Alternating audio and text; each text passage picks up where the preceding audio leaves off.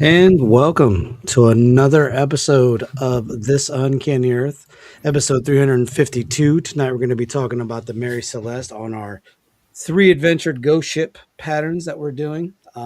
As always, I am your host, Robert Solomon. And above me, on my screen, anyways, to my right is the one, the only, the Spider himself. He's got a new album coming out, so definitely want to be checking that out.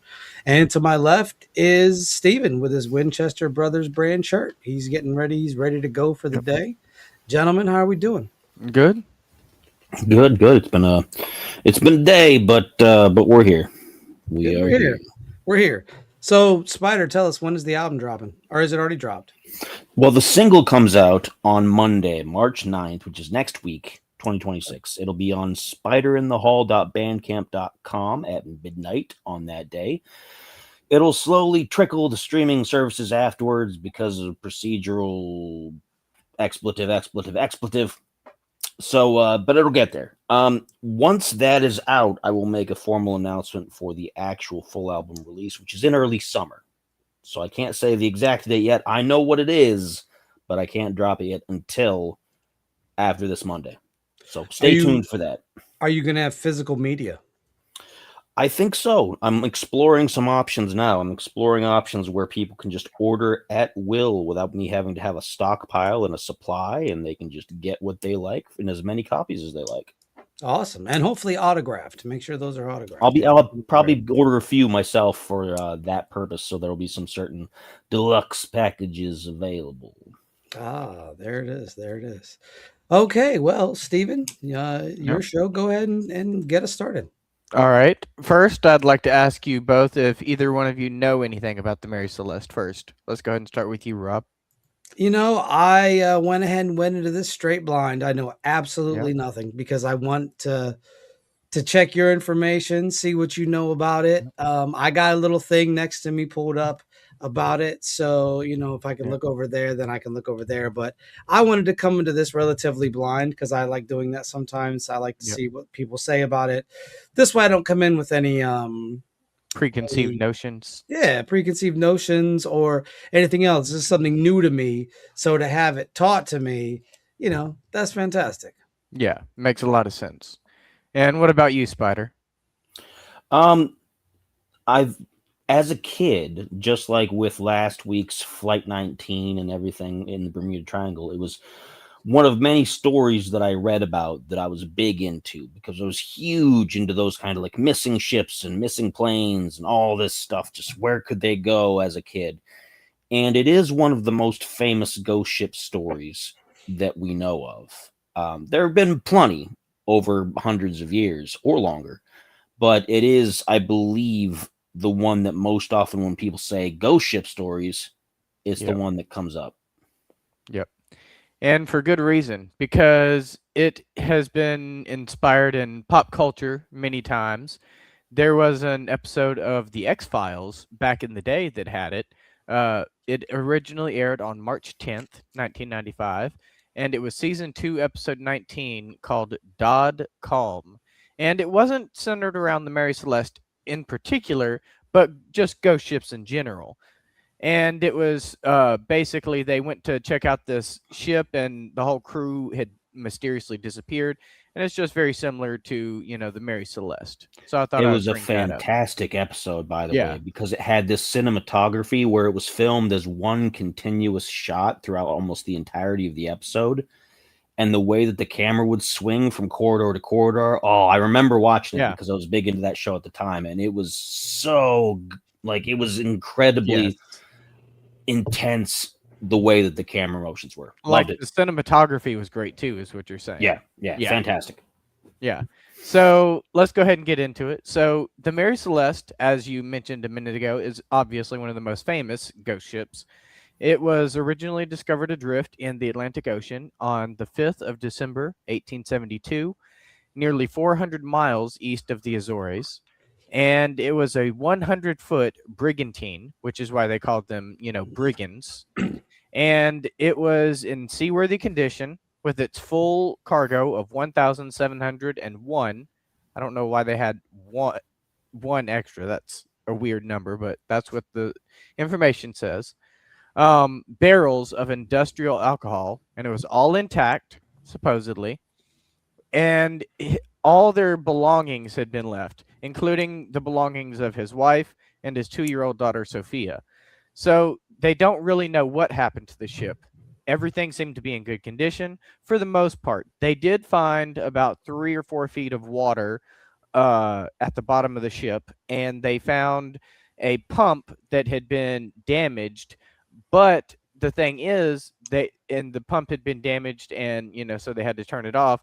But what I read said that it was likely clogged with coal dust and construction debris, but it was completely normal for that to happen. And it said that, even with this filling up like that, it would have been normal, and they would have just, tried to fix it later, but they wouldn't have, ran away from the ship as suddenly as everyone thinks they did.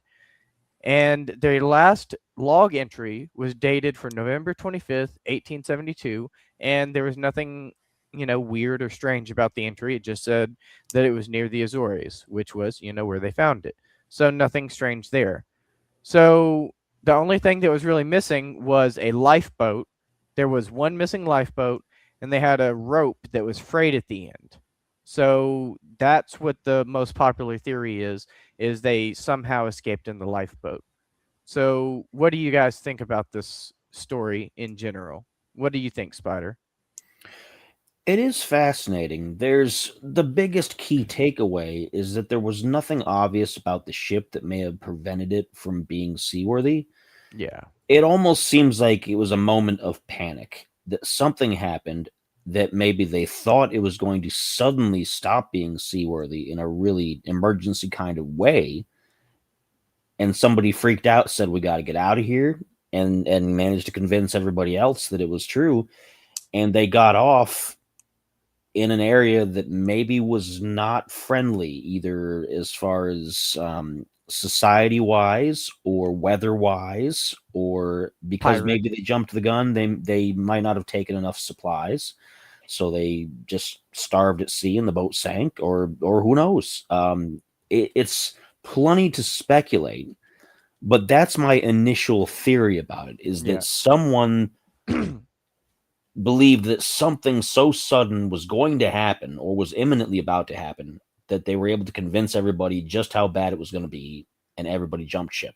And they jumped ship at the worst possible time and place, and they paid the price. And the ship, not being in that bad of shape after all, kept on going. Yeah, and those are two of the popular theories. Is some people think that maybe the Captain Briggs may have smelled alcohol at some point, like fumes, and he may have thought that they were in danger of the ship exploding. So that's why they think maybe he sent everyone out to the lifeboat, and they had it attached to the rope, planning to go back to it later. But then something happened, the rope snapped, and then maybe they got lost out at sea. That's one theory. And another theory, like you said, maybe some not so nice people. They think maybe they got invaded by pirates and they were forced off of the ship that way. But they don't really know. Rob, what do you think? Do you have any ideas? So what we're looking at, let's see. So Briggs, the wife, the 2-year-old daughter, Yeah. 7, that's 10 people on a ship. We got 10 people on a ship. So we got 10 people on a ship. Those people, if they're ship hands, they should know the ship. Was the alcohol set for sale, or was it a private stock of pure alcohol? Was this? I don't think it was alcohol in terms of like drinking alcohol. It's Yeah, just no. I got that right here. Hang on. industrial type of alcohol. Yeah, it was industrial alcohol. Let me see. It had a specific That name right sounds like here. something a quitter would say. Got it. Industrial alcohol is what it says. 6 months worth of food and water and their personal belongings. Okay, so this It was was going probably from what, New York to Italy. what's the year on this thing? The 1872. So I would be pressed to see if there was plastic barrels, which I doubt were made. Mhm. It would have been wooden barrels. Yes. And wooden barrels are somewhat porous in regards to gases being able to escape from them. These people, I take it, weren't very up on how alcohol works and how it will eventually After a long period of time, depending on how pure it is, it will evaporate given the right circumstances. So the alcohol proceeded to sort of sweat through or go through the barrels into the area from which it was done. The captain smelled it, said, "We got to get off the ship." Doesn't explain the pump damage, but the pump damage they said was due to construction debris, dust, and such like that, which happens. They decide to get on this lifeboat, attach a rope to the lifeboat to the ship in case the ship exploded due to the exposure of alcohol fumes. I take it the place wasn't probably well ventilated, because if it was, they wouldn't have had to worry about an explosion if it was well ventilated. So my estimation, they got scared. But the thing is, what is kind of striking to me is there's 10 people on board outside of the baby, obviously, because the baby doesn't know anything about alcohol or fumes or things of that nature. If it did, I'd be, hard pressed to not think the baby was in on it. You have 9 people. All right, 9 people. One of those people had to be somewhat of an expert on the stock that they were carrying. At least the cargo that you have on your ship, you have to know somewhat about it. This isn't Dracula's ship where there's just a bunch of boxes and Dracula's carcass is in one of those waiting to get people. That's not how this works. Was the ship itself a private ship or was it a business ship? Was it I believe it was a business ship. So it was part of a company, correct? Yes. Did this company have multiple ships? They did. Yes. Okay. Hang on. So, I've got the you're fine. Guy's name here somewhere. Because I got the page pulled up right here. So it was initially named the Amazon a while back when it was first built. And it was a merchant brigantine. And it was initially discovered by a group, another brigantine called the De Gratia, is the one that initially found her. It was a British vessel. Yeah. Yes. So, yeah. Going off of all of that, now let me ask you one more thing before I put all this together. Sorry, real quick. Here it says it was built in Spencer's Island, Nova Scotia, when it was initially built, when it launched under British registration as the Amazon in 1861. So it was like a British ship initially. Joshua Dewis was the actual builder's name. So essentially, and then it was found. It was found 10 days prior. Yeah. The last log entry was 10 days prior. So let me ask this: do the Azores, or because that's around Portugal, are either of those two things? Are either of those two things known for bad weather or any sort of weather anomalies in that area? Not that I'm aware of. Okay. So it looks like everybody panicked based off of speculation that the ship was going to explode, right? Yeah. In that regard, I would say that, but my question is, what would have frayed the rope?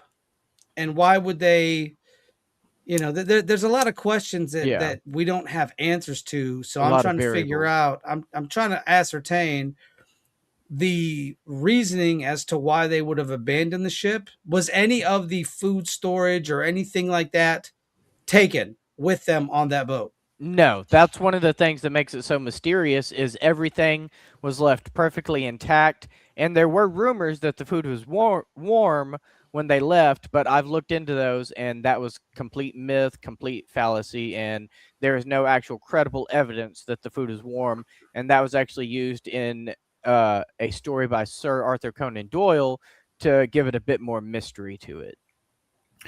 One quick fact to add, because you were asking about this, the weather. Yeah, go ahead. The weather. That's the only reason I'm going to interrupt you. No, in this area of the world, by the Azores, the climate is very mild for such a northerly location, and it's being influenced by its distance from the continents and by the passing of the Gulf Stream.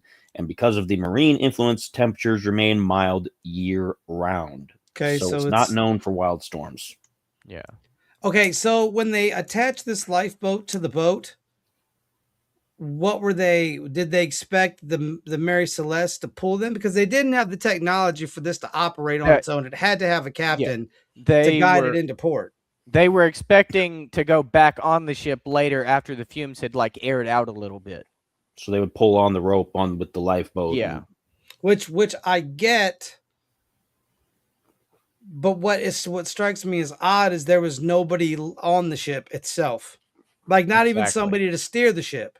Yeah. Because then what happens if you run into obviously mild weather, mild waves, things of that nature, but you would want a captain on boat to essentially guide the ship. That makes But sense, but my understanding was the reason they all got off was the fumes.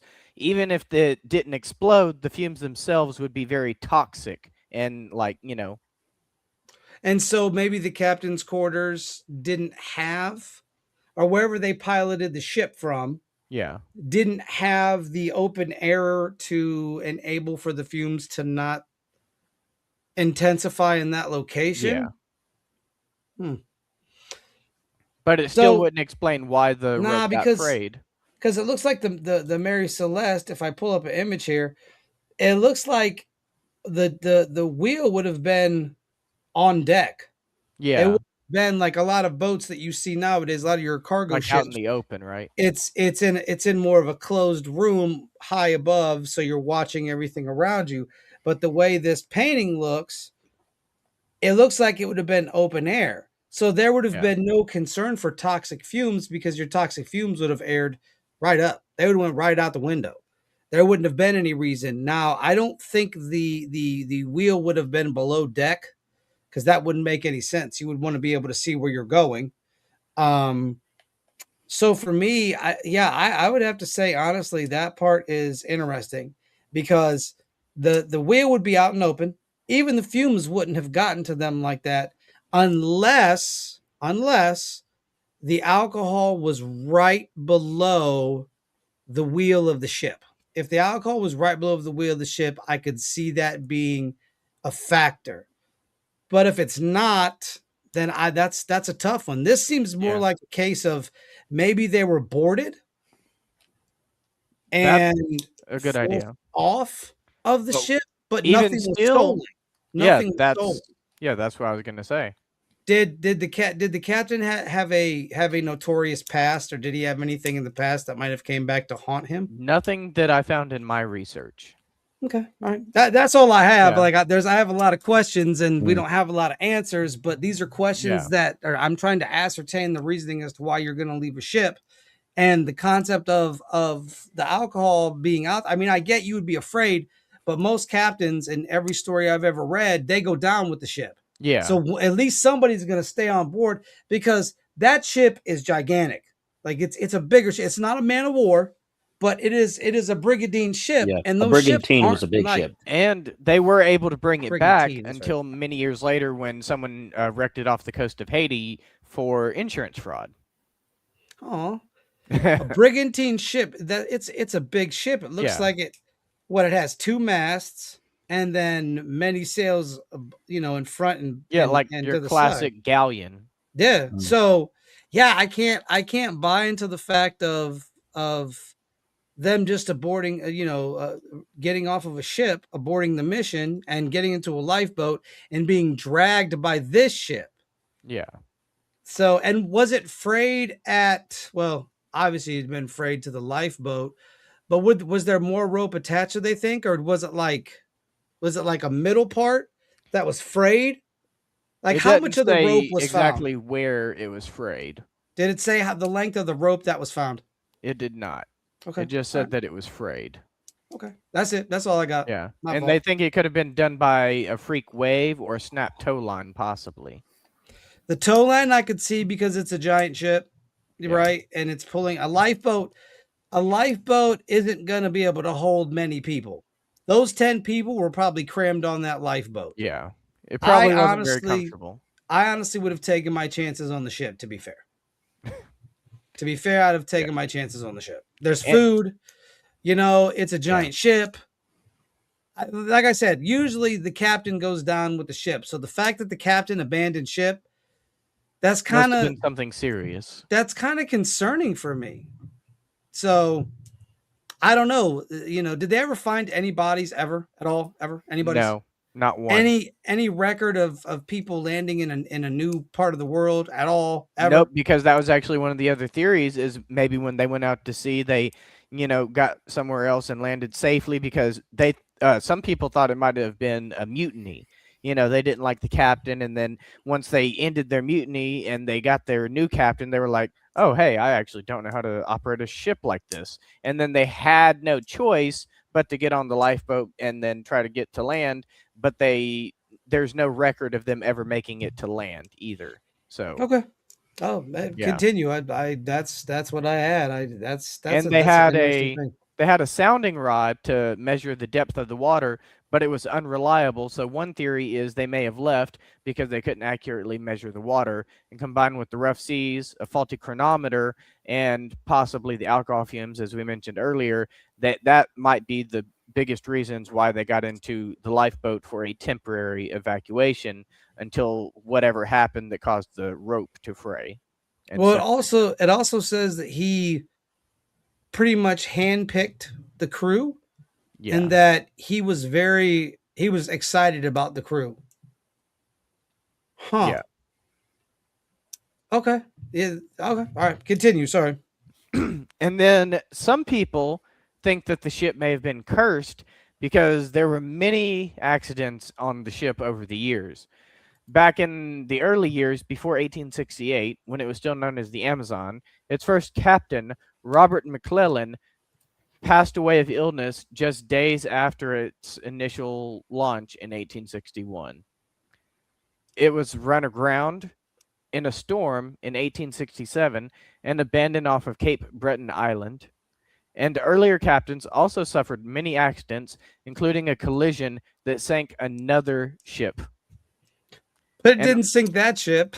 Yeah. You sunk my battleship. Facts. And that was all before it even got renamed to the Mary Celeste in the first place. And then go ahead. It already had a history. Yeah, that's where we're getting at. That's interesting that it already had a history going in to another history. Okay. Yeah. And not sure. This was proven false as just part of the Arthur Conan Doyle story from 1884. But I thought it was very interesting because it was portrayed to have a violent, mysterious end, spreading the idea of the haunted ship, obviously. But more particularly was the supernatural stuff surrounding it, because as we talked about last week, they have a lot of superstitions out on the oceans, like sailors and stuff. So one thing that they have a superstition about is Friday. And because that was the day of the crucifixion of Jesus. So they didn't want that because they felt that, Friday was an unlucky day to launch the ship. So in the fictionalized story, they launched the ship on Friday with Captain Friday, and it was built on a Friday and launched on a Friday. So that was fun. This very much is very akin to the colony of Roanoke. Yes, and Oak Island. It reminded me of both of those. And that's the thing. I mean, both of them have likely happenings, right? Roanoke itself, I don't know if you two agree, but I think they sort of blended in with an Indian tribe or a wandering tribe that was going by. Yeah. For me, that makes the most sense, right? I agree. And then they just assimilated. But this one is strange because these people would want their ship back. Did the captain own the ship, or was the ship owned by the company? I believe the captain owned the ship himself. Let me see what it says right here. It says initially it was built by Joshua Dewis, Spencer's Island in Nova Scotia, when it was the Amazon. But then when it was sold as the Mary Celeste, it was owned by the Principality of New York or Boston. So it was not owned by the individual, but rather the New York. Oh, okay. And they did go back and get the ship. They got the ship and they brought it back. And that was later on, many years in 1885, where its final captain, G.C. Parker, wrecked it in Haiti for an insurance scam. that obviously failed, and he was later convicted. And The that's how it interesting- eventually, finally ended. Unlike the Flying Dutchman, which we talked about on last week's episode, it disappeared. Yeah. They don't know where that ship went. It's still floating around somewhere, probably, causing trouble. But this one they actually found. Yep. Even though it had been wrecked a couple times, because I did read that it was overinsured. It was highly overinsured. So what better way to get a couple dollars than, oops, sorry, I Yeah. didn't mean to, sorry, insurance scam. Yeah. But what is fascinating to me is the fact that he didn't own it. So, did he get picked up? But my thing is, what would there be to gain from them leaving the ship? What was there to gain? Because nobody came and claimed it. It wasn't like you said, okay, listen, I want you to, we're going to keel haul everybody off of the ship. We're going to leave and you can have the ship. Okay, that only makes sense if the ship is found years and years later, right? This ship is found 10 days later with nobody on it. And Not it a wasn't single ransacked. solitary person. And the belongings are still there. Yep. I'll tell you an interesting thing. It also reminds me of what was it? Tunguska, not Tunguska. The people that ran out of their tents. Siberia. Yeah. The Dyatlov Pass. The Dyatlov Pass. Yeah. I mean, obviously that looked like more of a struggle, but just up and leaving. And this is something that is notorious in a lot of these incidences, is the fact that things are just left. Nobody thinks to grab anything. It's much like the missing 411, where shirts, shoes, coats, boots. They do have interdimensional theories and alien abduction theories about this one as well, of course. Which I am not surprised, because people have those kind of theories. Yep. I don't mean to take your thunder. Please continue. No, you're good. And what do you think about all this, Spider? I think those are all good points. It's what really makes this a fascinating case, because there's no good answers. There's no way to know exactly what happened, because there was not enough evidence. There's only, every time you look at another part of it, you end up with more questions. Yeah. You start thinking, okay, well, what if this happened? Well, that makes sense. But why would they do that? Well, maybe they did this.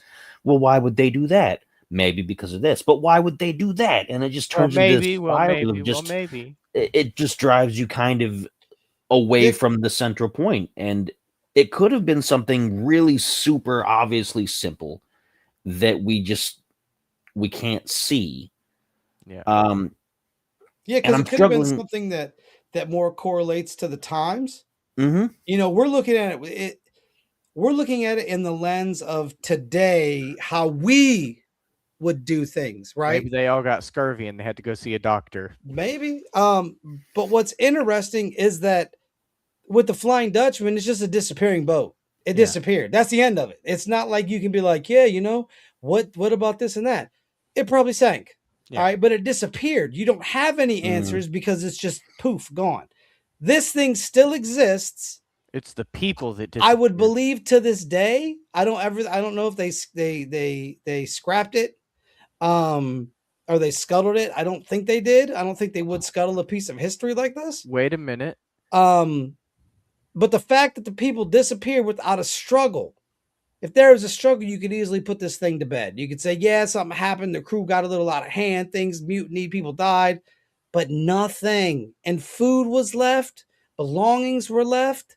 It was like still in pristine condition outside of these fumes and outside of a pump that just needed cleaned out. And I feel like, how long was this guy a captain for? Does it say how long this dude was a captain? Was he on other ships besides the Mary Celeste? It didn't say exactly how long, but it said that he was like a well-respected captain. Once again, if he's a well-respected captain, he would know his ship. He would know, okay, there's probably some debris here in this pump. Once we land, we're going to get it cleaned out. We're going to get things cleaned out and taken care of. That wouldn't have scared him. I don't feel like this dude would have been scared about some fumes. I feel like he would have been like, nah, because this isn't a ship. Let's see. How was this ship powered? Just wind. Power, just wind. Just wind. And the rudder. There would be no flames. There's no, it's not a steam engine. You know what I mean? They don't shovel coal into it to make it go faster. It's not a steamboat, not Steamboat Willie. Now, something that is always a possibility, and again, this is just more questions upon questions upon questions. There's always the possibility that there were a high amount of fumes, and somehow perhaps the captain got incapacitated and couldn't make the decisions. And maybe the rest of them panicked and said, well, we can't just, leave the ship completely because he'll probably wake up if we get him fresh air. Let's get away from the boat far enough to get fresh air so that the fumes can dissipate. Because maybe somebody did understand part of it. But again, that's more speculation. There's no way to really know. Would the fumes make a person hallucinate? Maybe. It didn't specify. I mean, it is alcohol fumes. Yeah, and it is I would industrial. so. It's not just like you getting drunk or something like that. Correct. It's heavy duty things that can mess with your brain chemistry. People there was this is partially relevant because of just the level of alcohol. There was someone in town here who was recently arrested because they were drunk on hand sanitizer. And so they were super violent and because it was messing up their brain because it's chemicals. It's not just them getting drunk. It's chemicals a lot stronger than what you're going to drink from a drink. And so while that sounds silly that, they're drinking hand sanitizer, this is kind of the same sort of thing that was industrial alcohol, but possibly even more concentrated because it's used for industrial applications. And it's not meant to be ingested or inhaled or any of that kind of stuff. And it can have the effects. It can mess you up. Whether it'll give you hallucinations or not, I don't know, but it could. I mean, people's brains are different. Is there a top-down view of the ship? Is the ship still around? No, that's what I was. I'm sorry. We'll get to that. I was saying a minute ago. When it got scuttled, it did get scuttled. That's what I was looking up a minute ago when you said that. It did get scuttled on January 3rd, 1885, when the Captain G.C. Parker rented aground in Haiti for the insurance scam. So they didn't even bother recovering it. Did it sink? It said the plan failed. The ship did not sink completely, and the fraud was later exposed, but they did decide to scuttle it after that. And because there probably wasn't obviously photography in that regard where you could just pull all the cameras out, take a picture. It was one of those ones that probably took you had to sit there for an hour to take a picture. And you wouldn't get a good top down, because I would love to know on board this ship where those barrels of industrial strength alcohol were and where the wheel of the ship to steer it was. Because I'm pretty sure the alcohol was under the ship, like in the cargo hold. Yeah. Right. If that being the case, right, and this is an open air steering vessel, so you're going to be outside in the air, right? Yeah, aerial photography did not even exist at that time. Well, that's because they were busy building the Nazca lines, not the point of the conversation. I want to know if the steering wheel, there's probably a name for it, but the wheel was above where they stored the alcohol, because if not, that the fume idea wouldn't make sense, because you're not going to be able to smell it all the way there by where so the barrels had to be underneath for him to smell it, because you had to get a sense of what's going on. And maybe they were checking on the cargo. Obviously, you're going to check on something that you're carrying, make sure it's still in good working order, make sure it's still there, that it hasn't dumped over. I get this. However, what still is at the top of my question list is where was the alcohol stored? That actually, I looked it up while you were talking, and that is actually very interesting that you bring that up, because it says, no, the wheel was not above the alcohol storage. On the Mary Celeste, which was a 100-foot brigantine, as we discussed, the wheel was located on the poop deck at the rear of the ship used to steer. Mm-hmm. The alcohol cargo was stored in the main hold, deep in the center and forward sections of the ship below the main deck. And the lazarette, a storage area mentioned in reports, was in the stern under the poop deck, but this was for the ship's gear, not alcohol. So it basically sounds like they were on opposite ends of the ship. So that pretty much sends that theory out the window. At this point, I don't know what to say because like I'm trying to come up in my brain with the best way that this would have taken place, but it doesn't work. Yeah. The concept of these barrels just doesn't fit where it should. Maybe they were kidnapped by pirates. I mean, it's always, here's another theory that we can't prove that's just out of left field. Maybe they were boarded because somebody thought, oh, you got a bunch of alcohol. And then they got mad that it wasn't alcohol that they could drink. So they took killed them all. Well, they took the family thinking, we'll hold you for ransom. And then they found out they weren't worth very much. You know, but that doesn't explain why they would have used the rope to the lifeboat. Yeah, so they would have took them on their own ship. Again, it's just more questions that you can't answer. You keep thinking more deeply into it and it becomes more mysterious, which is why it's such a good story. Such a good and it's not even just a story; it's a factual ship because they had it. It got wrecked. It still existed. Yes, and it's fascinating. You can never solve it, and it's you want to. It's a wormhole. It's a wormhole of quandaries, is what it is. And because you could sit here all day and be like, well, what about? Because there's just things that don't add up. You know, with the Flying Dutchman, it adds up. All right, dude probably sailed around, was trying to be too with it. Got in the storm. Ship wrecked. It sank. Or it got lost. Ended up somewhere, you know, far, far away where, once again, it wrecked and collapsed. This thing still existed and was used in an insurance fraud scheme. Yep. Right? Where'd these people go? And why did they go? That's the thing, is why and where. Because, and first of all, why would you take the baby off? I mean, I get why you would take the baby off out of safety, but at the same point, it's like, this isn't something where like they're just leaving the ship to go for insurance fraud, right? They're not going to let the ship just go. He has to sail the ship. That's his bread and butter. I'm sure he makes pretty good money for the time being a ship's captain as he's being. My thing is, once again, the alcohol wasn't located in the back of the ship. It was located in the middle to the front. You're not going to be able to smell those fumes. You could have still had the lifeboat if the alcohol exploded and made it to the lifeboats in time. How many barrels were on that ship? Did it say? 1,701. Which is a lot of barrels. That's a lot of barrels. I mean, that is a lot of industrial alcohol. If that really makes you ponder. If that explodes, the ship's done. You're not going to be able to get to a lifeboat. That makes you ponder. I mean, it's possible too that the pump at the time was malfunctioning, and then maybe it was potentially causing sparks. But they had two pumps, right? Well, and maybe somebody saw that and said, "Hey, isn't it?" But speculation. How far away was the pump from the alcohol? That's 1,000 barrels. God bless America. That's a lot of barrels. Yeah, Again, the best I can do is come up with different potential scenarios.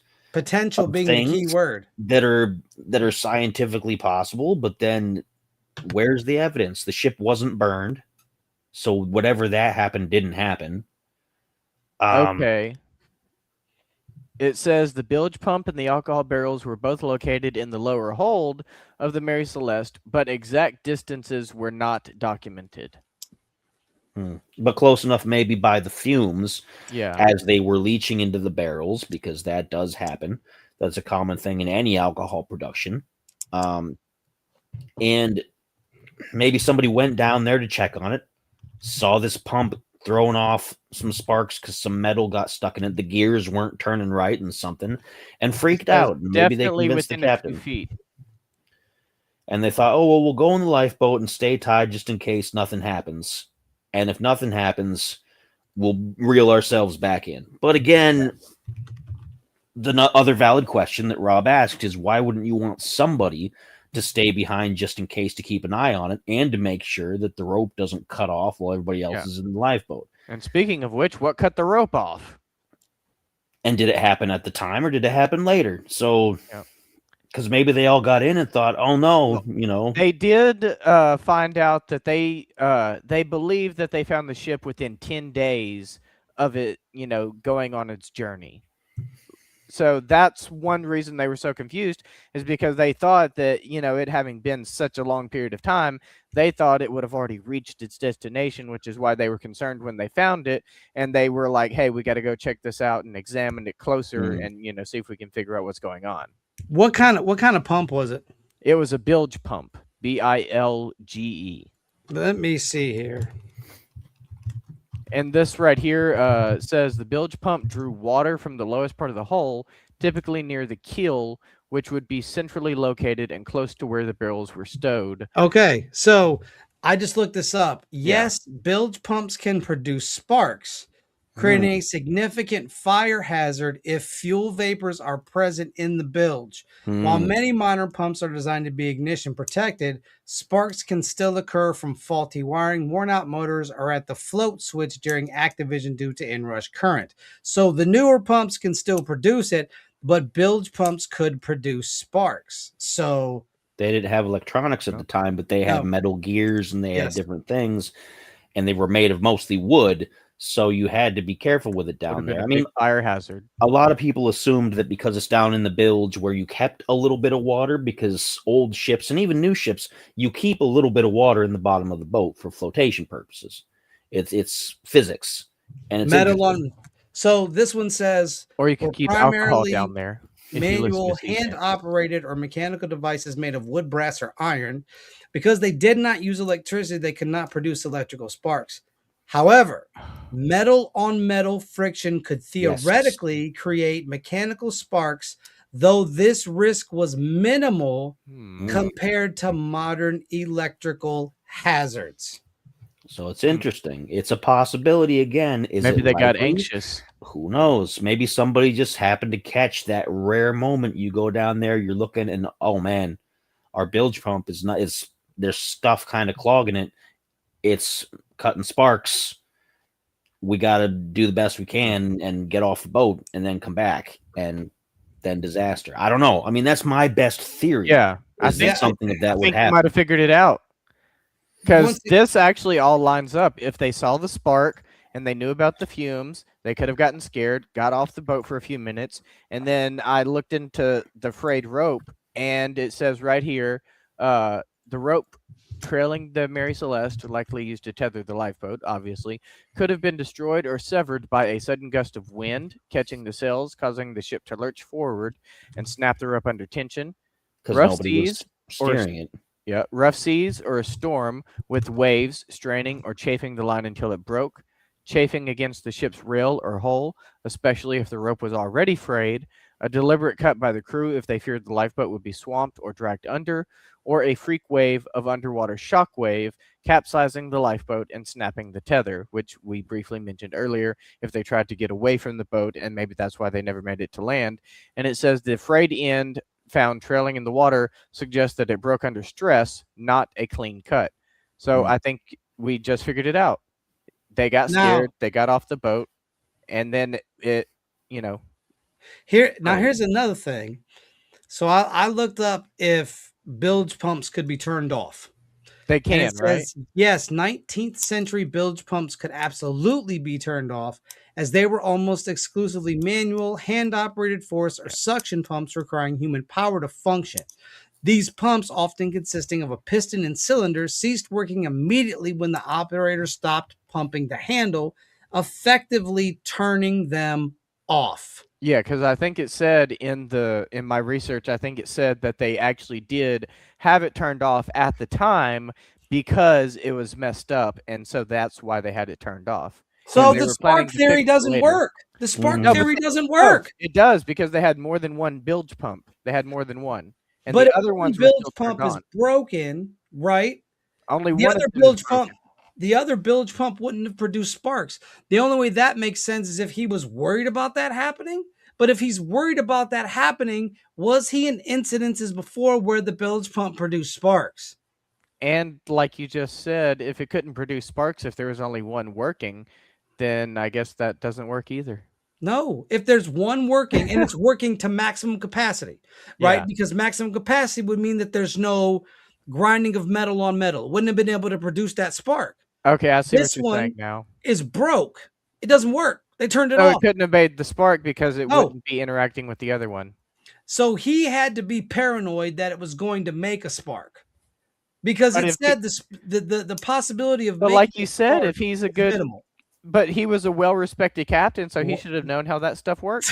See, this is it. This is the problem. It's just a circle. It's just Mhm. it's a cyclical argument. It just goes in a circle because Yeah. once you think you figured it out, boom, no, you don't got to Nope. figure it out.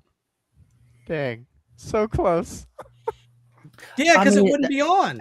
It wouldn't there's be so on. many directions you can go with it, and you can.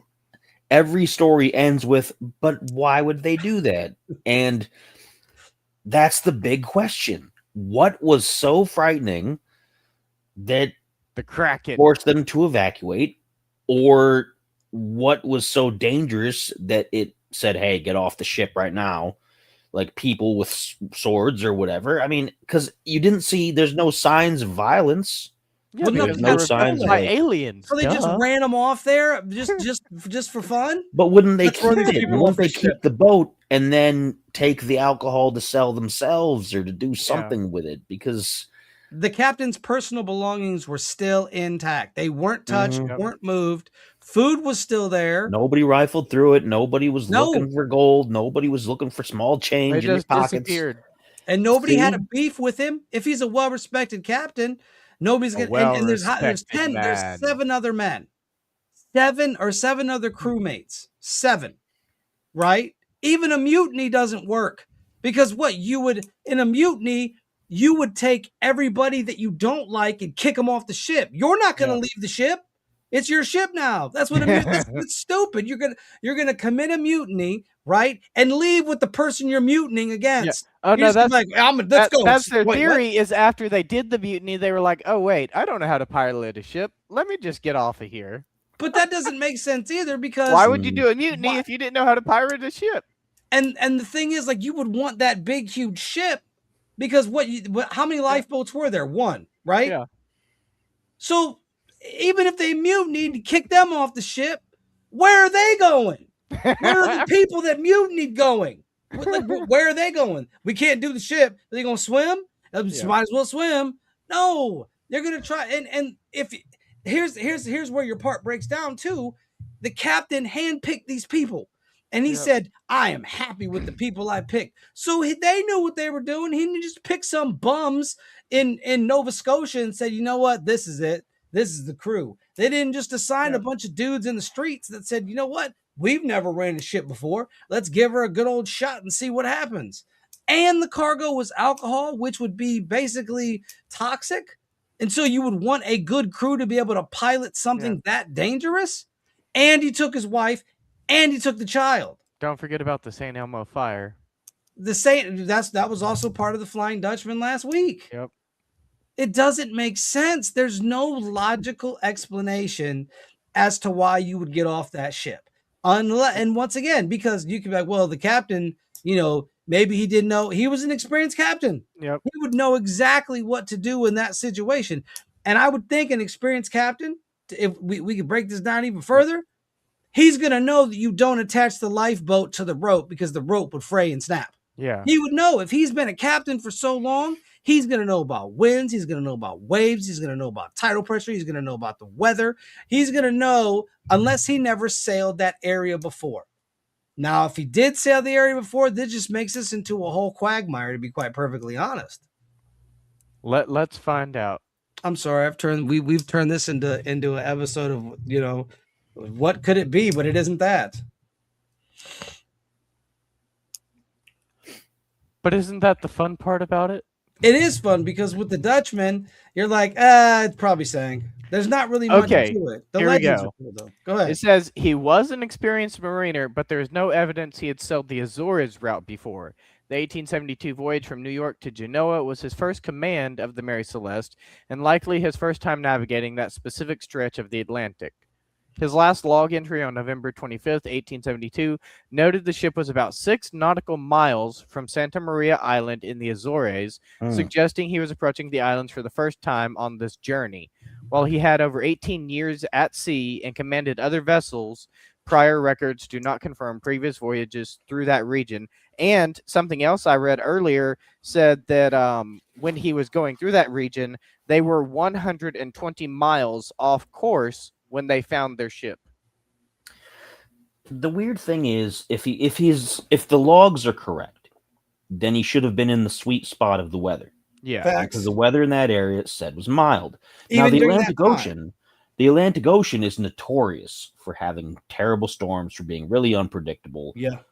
It's a lot more difficult to sail than the Pacific most of the time. It's a lot less predictable. You can predict some of the seasons and the hurricanes and things with the Pacific.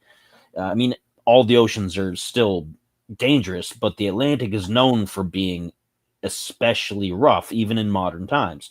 But in that, where they were supposed to be, if that's accurate, if he was right about where he was, then it should have been great weather. It Yes. should have been smooth sailing. Now, if they were off course already, and the boat didn't just go off course after the fact, then maybe they did find rough weather. But again, the boat's still intact. The ship But why is would still you leave the intact. boat in rough weather? That'd be even a worse That's the idea thing, than the other again, ideas. You know, it's all broken. Oh, there's crazy waves. Let's jump onto the smaller boat. That's a great idea. Yeah, none of that part really makes a lot of sense in the story either. And he was a captain for 18 years. You Yeah. mean to tell me in 18 years he didn't experience turbulence? No, he knew how to pilot He would have that known ship. if he was off course. Mhm. And he would have known the weather. Now let me ask this: did they know the weather at that point? Like, is there any side stories where they had somebody say, okay, the weather at the Azores and that area was a little rougher that time of year, and the off chance that, hey, you know what? That was the one time that it was bad weather. That's what I want to know. Because then we have a whole nother conversation. But if the weather was fine, it was just great and good and fun times ahead. No, they did not know any specifics about the weather at that particular time. They had encountered moderate to rough seas, with the De Gracia reporting strong northerly winds in the days before finding the ship. But that's Sounds all it typical says. for the It Atlantic says, Ocean, honestly. Like nothing out of the ordinary. It says they noted in their last log entry its position near the Azores, where gale force winds and shifting weather were recorded. However, the crew had no way to predict these changes in advance. But did they say it was rough weather? Did they say we're having rough weather right now? That's what it says when they found the Mary Celeste. But the log, did any of the logs say we're No. having some? Okay. Nothing in the log, only when And this they is actually after it found was out, when they found it off Yeah, course. this is after Yeah. they found it off course. Mm. Which, okay, that makes sense, right? Your boat's going to go where Yeah. the boat's going to go. But once again, if it's not bad weather and if you got an 18-year experience captain, by then you should know how to pilot a vessel of that magnitude. There shouldn't be any ifs, ands, or buts. You should be able to navigate quite well. And your alcohol is more towards the front of the ship. Oh, man, none of it makes sense. None of it makes sense. Yep. No matter how you look at it, it's like, and every time, like you said, every time you think you got an answer, it contradicts itself almost immediately. No matter how you try to slice this thing, it doesn't come out making sense. Nope. There's no answer to this that doesn't have a million holes in it. Yep. Because it's like, I don't know. Maybe it was zombies. Maybe Resident Evil got it right. It was just zombies. Maybe it was just vampires. Yeah. The Hollywood got it right for once. It was monsters of some sort. My final theory, honestly, is that somebody made a bad call and the whole thing went south. And why they made the call, have no idea. Yep. Never gonna know. That seems to be Somebody the made common. that call. That seems and to be the that's- most common theory, is that they got onto the lifeboat for whatever reason. They don't know exactly why, but they got onto the lifeboat, the rope frayed, and they think the lifeboat went out, and they all at sea, under the water. Is there anything else you'd like to say, Stephen, before we wrap this adventure that we've had up? I would like to briefly mention that my introduction to the Mary Celeste was actually Resident Evil Revelations out of everything. I think that was the right name. You know the one. Yeah, the I one do. on the ship. Yeah. Yeah. And I thought it was wild because I had actually never heard of it before that. And then when I played that game, I was like, oh, this is a really cool story. I should look this up. And here we are. Well, you did an excellent job, even though I talked a majority of it. But once again, Yep. so many holes and so many things that this So doesn't much make fun. any sense. It's a very great ghost ship story, though. Yeah. Spider, what do you have for next week? What is your ship of ghost? We are going to be checking out something that I'm sure no one in this room has heard of before. I was pretty stoked to find this. We're going to be learning about the SS Bechimo. Ooh, interesting. Ooh. This is a ship that disappears and keeps coming back, and no one knows why. For a while. The TV show. It's like our friendship. But yeah, it's pretty interesting. It's not truly ghostly, so to speak, but it is a pretty interesting story. Nice. Excellent. Well, we look forward to it. I want to thank my co-hosts Steven and Spider for today's adventure. We had a blast. Hope you all enjoyed the show as much as we do. Please go like, comment, subscribe, head on over to youtube.com/@ This Uncanny Earth. You can email us at thisuncanny@gmail.com. And finally, if you want to get merch and cool stuff and see what the happenings on the happenings are, you're going to want to go over to uncannymedia.net and you're going to want to check us out there. So for myself, Spider, and Steven, why be boring when you could be uncanny? Next week, we got the ship that keeps on coming back. We will see you fine, beautiful folks then. Good night.